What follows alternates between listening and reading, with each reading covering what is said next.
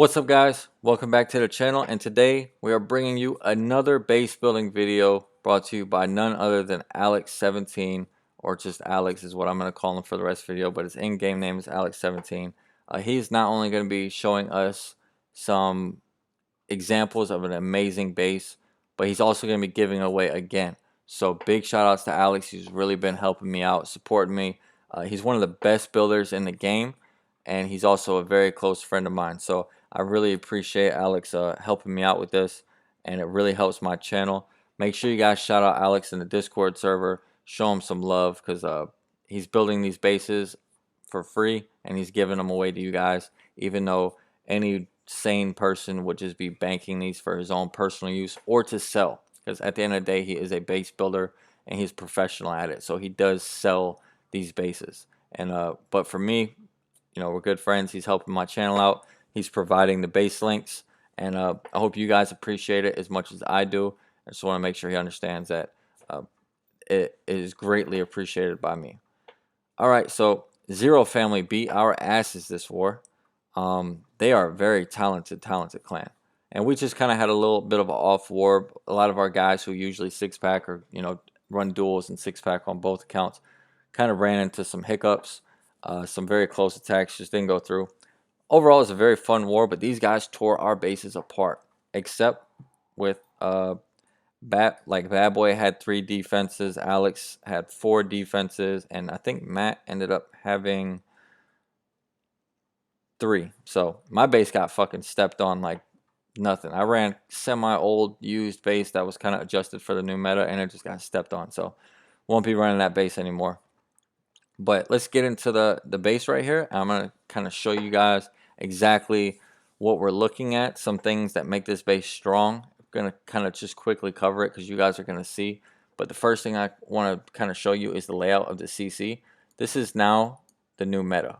CC kind of on an easy lureable spot on the base next to the town hall, and that's just preventing you from doing the zap quakes in order to just gain value by like right here in the core you can zap out a whole bunch of stuff. You can zap all this, you can zap the queen, you can zap the scatter in the queen or the inferno in the scatter. There's a whole lot of places you can zap, but you still have to deal with that monster of a CC. So the zaps lose value immensely as you have to deal with those CC troops. Next thing I want to highlight that's going to be very important is in this compartment, you're going to see this line of spring traps. 1, 2, and 3. Now, these spring traps are important because as troops like hybrid or like miners and hogs move through these defenses, you got to think of where someone's going to be healing or toming. So obviously if I'm going into a queen, an expo, and a scatter shot, this is definitely at least a heal, most likely a tomable area through the base. Now, as my troops come through even further, and they get into here and they're taking damage, I have to get a heal down. If they hit all of these spring traps on the way through, it kind of negates the damage that they are making up on that heal by springing so many of them out. So that's going to be at least 15 troops, if things work out, that get sprung out by those spring traps. Another thing that's very important here is these 4 small bombs are going to force any hogs that come in from this direction in order to clear here are going to take a massive amount of damage from those 4 small bombs. Now, it's not going to kill those hogs, but you notice after those 4 small bombs, he has these giant bombs. What that ends up doing is making those hogs coming out of like a siege barracks, they will not clear this compartment here with this single inferno. It just won't happen. They will not have enough health. They will die out. So very important to place those small bombs strategically. You'll notice he has another set out here. That's not just really to defend wall breaks, because you can't do that anymore. It's to defend things like siege barracks hogs coming in and kind of trying to swoop and clear this side of the base out of that siege barracks. Also, if you try to sui your king into this cannon, this small bomb right here, what it's going to do is as your king pops his ability and pushes into the enemy king, all those barbarians are going to come out and they're going to immediately get smoked, like immediately. And also, any kind of Lalo coming in from this direction, obviously you got to deal with the sweeper, but any test loons or any kind of early loon pack that you put in here is going to get hit with this red bomb. So just a couple things that you're going to be looking at on this base that are going to be important for the replays. But this base had 4 defenses, and every single one of the defenses came from the same exact attack strategy minus the spells, and that's going to be your Yeti Smash and Yeti Bobat. So without further ado, let's get into the first one. I'm only going to be showing 2 of the replays because literally both attempts on both strategies are the exact same attack and almost identical results. So we got Ayes, something like that. Zero Family coming in right here. He's going to be coming in with the old school Yeti Smash, and I kind of just talk through this one. If I showed all 4, I wouldn't be able to really talk through why the defense was very strong. And by showing only 2, it's going to allow me to do even more. But I'm telling you guys, if this base held 4 hits against Zero Family, it's a very strong base because these guys are very, very strong attackers. So he starts with his Warden Walk. He's going to find those Teslas. Now, those Teslas don't really pose his Warden Walk a big issue because the Warden outranges them, obviously. Now, his plan here is going to be double wall break, jump here, and then jump out of the back, right? And the reason why he wants to do that is because if he doesn't connect this compartment with the jump, then his troops, in theory, should only path to the town hall, and he should be able to pick these buildings up on like the flank. And then he's going to have the siege barracks with the hogs coming in here, right? But again, we covered those spring traps, we covered those giant bombs, and you're also going to see that this king is absolutely perfectly placed in the base. And I'm going to show you why as soon as we get to that portion of the attack. So go ahead and zoom in a little bit. Giant bomb goes off. Takes an early giant bomb, so the healer's not swapping over to the Yetis yet. Those Yetis are pretty damaged. And here comes the portion of the attack where the Yetis are just going to absolutely get bombarded by the Eagle. They're going to be beating on those CC troops, going back over the walls. Again, watch these hogs. Hogs are going to come in here to the Inferno Tower. And then, boom, there goes the Yeti in the core. Only 1 Yeti left after this Inferno goes off. Finds the tornado, so the Yetis aren't going to get the Town Hall. Queen's beating on the lava pups up there, and he still has a rage, and he still has 2 freezes left. So for all intents and purposes, this attack is dead. Very, very situational that the Queen would be able to clear a base like this, but he would time out regardless, even with the 2 extra free spells. Again, it got close, but it's farther than it looks. Now, the next replay I'm going to be showing you is going to show you why the king was very important and why that next set of the giant bombs and the spring traps were so detrimental to this attack. Let me find it. All right, here we go. So the 2 Yeti Smashers got like 87 and like 77. Identical things went wrong. The 2 Yeti Bobats both got 97%, and both of them were identical attacks. And I mean identical attacks. Same 3 buildings left up. So I'm not going to be showing both of them, but we're going to really kind of talk to this one because this really highlights the things in the base that make it a very, very tough base to clear. Same Warden Walk. It's going to be coming in. I believe this was either the first hit or the second hit. And they try to switch it up after this once they realize that the bats just kind of...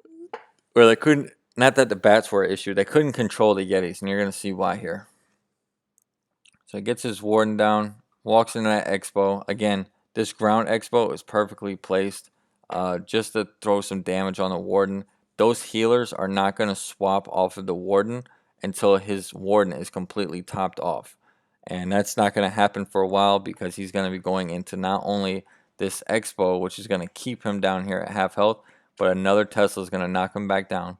So at this point, he just needs to kind of either rage his Warden or he needs to get like a freeze down or something and just kind of commit to keeping that Warden topped off. But he gets his troops coming in, uses a wall wrecker instead of those wall wreckers that we saw, and watch as things kind of go wrong here. So he gets his wall wrecker and the wall wrecker gets targeted by the single, so he pops it. And I'm going to go ahead and freeze it right here. So all his Yetis, he forgot to drop his bowlers as well. But all his Yetis are here. They're all pushing into this corner where they're going to meet up with the enemy king. And they're going to stay here for a very long time. His queen and the wall wrecker are pushing this way. Now he's dealing with these ground skellies as well, which slow down the Yetis, allowing the single Inferno to lock on for an extended period of time. But he's only got one healer on this side, and he's got all his healers over here. But it doesn't matter if all your healers are over here, if there's a single Inferno just teeing off one at a time on your Yetis. So that's why it was perfectly placed on the king pad in order to throw off an attacker. So as we keep going, those Skellies are going to come up, slow down the queen even more. King hops over the wall, but those Yetis are just spending so much time over there. Now, because there is nothing to pull them in, they're going to beat through that wall. And then one of them actually beats out quicker than they can get into the eagle. And you're going to see here just really nothing going this guy's way on this attack. The Yetis walk out of the base. Eagle's still raining down on them. Queen is going to end up getting the Town Hall, which is very lucky. Very, very lucky hit right here, because generally something like this happens, it doesn't work, but this is a Yetis, so Yetis have a high tendency to just kind of come up with bullshit, and sometimes it works. So he's going to drop his bats right on top of the scatter shot, which is a good place to drop the scatter. So this is kind of a weakness in the base, because at this point he has a scatter shot and 3 wizard towers, but he is going to be able to clear all of the defenses with the bats using just 6 bats and 3 freeze. So, you know, a critique of this base might be to move one of these wizard towers to be in range of that initial scatter shot, so that they cannot start the bats on that scatter shot. But again, it's running super low on time, gets the wizard towers down, gets the point defenses down, and he's just going to end up timing out here. And I promise you guys that the next attack is exactly the same result, like identical result. So I'm not going to be showing that because I do not want to keep the video super long. But as you can see, let me just show you defenses. And I got fresh, of course, but Alex right here, 0 for 4. OTK gets it 0 for 4 as well. And then the next base review that I'm going to be bringing you guys is actually from Bad Boy. Bad Boy is one of our other very strong builders in the clan, as well as Matt. Matt just doesn't build as much as the other two, because he's not technically what you would call a professional base builder. He just builds a lot of bases because he's an OP co-leader, and he does that kind of shit. So, but Bad Boy and Alex are paid. Alex works for Top End Building. So if you're looking to get in contact with Alex, who has been providing these base links to my channel and for my subscribers, Top End Base Building is where you will find him. And you will also find him directly in my server. He's always talking in there. Alex17, and his Discord name is, you can just type in Alex and you'll find him. Very fair price, very nice guy. He'll get you sorted out right away.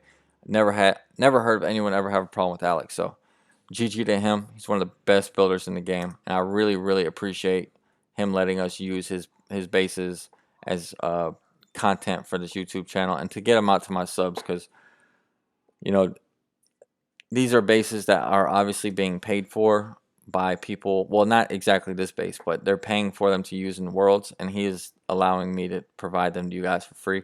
So I just want to reiterate how grateful I am for that.